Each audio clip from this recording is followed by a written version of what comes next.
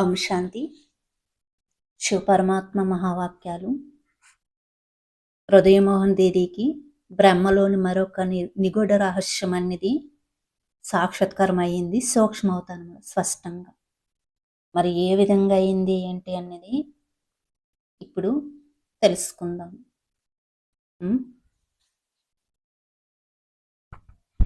సాక్షాత్కారాల వలన ఆత్మపై ఉన్న పాపభారం ఏమాత్రం తగ్గదని, అది యోగస్థితికి దర్పణం కాదని, అది భగవంతుని సన్నిహితానికి తార్కణం కాదని శివబాబా వివరించగానే అనేక మంది యజ్ఞవత్సలకు సాక్షాత్కారాలపై ఎంత శ్రద్ధ కలిగింది.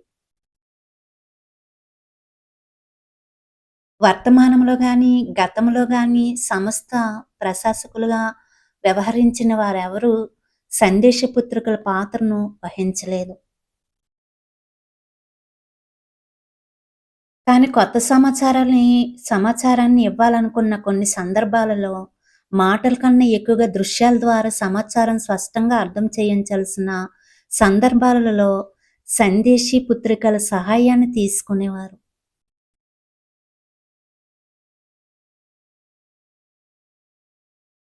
మరో బ్రహ్మను అనగా సంపూర్ణ బ్రహ్మను గురించి సందేశపుత్రిక అయిన దాది హృదయమోహిని గారు తమ అనుభవాలను ఈ విధంగా నెమరు వేసుకుంటున్నారు.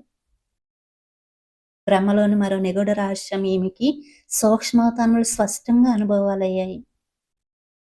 ఒకరోజు పితశ్రీ బ్రహ్మబాబా పిల్లలైన మా అందరి ఉన్నతి కోసం ఒక కొత్త పురుషార్థాన్ని చెప్పారు. ఒక వారమంతా మేమంతా సంపూర్ణ మౌనంలో ఉండాలి. ఆంతరిక మరియు బాహ్య మౌనం. అంతర మౌనం అనగా మనసులో ఎటువంటి వ్యర్థ సంకల్పాలు లేకుండాట, బాహ్య మౌనం అనగా నోటి ద్వారా మాటల మౌనము. మేమందరము బాబా చెప్పిన వెంటనే మౌనంలో ఉండటం ఆరంభించాము. సుమారు 300 మంది యజ్ఞవత్సలం కలిసి ఉండేవారిని. యజ్ఞంలోని ప్రతి కార్యం మునుపటి వల్లే యథావిధిగా జరుగుతూ ఉంది. కానీ మౌనం అంతర్ముఖత కారణంగా వాతావరణం దృశ్యం ఎంతగా అవ్యక్తంగా అలౌకికంగా అనిపించిందంటే, పిల్లలందరూ నడుస్తూ తిరుగుతూ ఉన్న పరిస్థితులుగా శాంతి పవిత్రతల ప్రకాశంతో నిండి ఉన్నట్లుగా కనిపించారు హృదయమోహని దీదీకి. అంతర్ముఖత నిండిన ఇటువంటి దినచర్య ప్రారంభమై 2-3 రోజులు అయింది. ఒక్కరోజు సాయంత్రం నేను ఒక సోదరితో కలిసి ఏకాంతంలో ఆత్మస్థితిని అభ్యాసం చేస్తున్నాను. అనుకోకుండా ఆ సమయంలో ప్రియమైన శివబాబా ద్వారా నాకు దివ్య దృష్టి యొక్క అనుగ్రహం లభించినది. నేను ఈ ప్రపంచం దేహస్మృతుల నుండి దూరంగా సూక్ష్మలోకానికి వెళ్ళాను. ఇక్కడున్న పితశ్రీ బ్రహ్మ అవ్యక్తంగా సూక్ష్మంగా ప్రకాశమై శరీరధారిగా కనిపించారు. ఈ చర్మచక్షువులతో పితశ్రీని ఏ వ్యక్త శరీరంతో అయితే చూశానో అదే నయనాలు హావభావాలతో ఉన్న మరో బ్రహ్మను ప్రకాశమై శరీరంలో సూక్ష్మలోకంలో చూశాను. హృదయమోహన్ దీది ఎంతో మధురమైన చిరునవ్వుతో ఆ అవ్యక్తమూర్తి ఆకర్షణమూర్తి నా వైపు చూస్తున్నారు. అంతే, ఇంత చూసిన తర్వాత నేను ధ్యానావస్థ నుండి కిందకు వచ్చేసాను. బ్రహ్మబాబా యొక్క ఈ కొత్త ప్రకాశమయ రూపాన్ని చూసి వచ్చిన నేను ఎంతో సంతోషంగాను ఆశ్చర్యంగాను ఉన్నాను.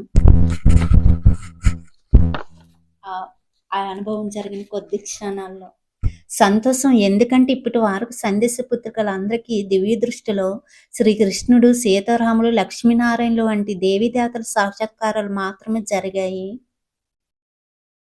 కానీ ఇటువంటి కొత్త సాక్షాత్కారం వలన నాకు ఎంతో ఆశ్చర్యం కూడా కలిగింది.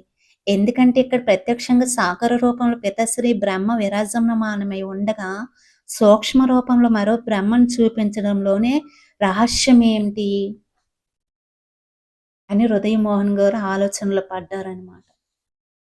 బ్రహ్మలో మరొక నిగూఢ రహస్యం చూపించడంలో అసలు అందులో ఉన్న నిగూఢ రహస్యం ఏంటి, ఇలా సాక్షాత్కారం అయింది కదా ఆమెకి. మళ్ళీ నెక్స్ట్ ఏంటనేది తెలుసుకుందాం. ఓకే, ఓం శాంతి.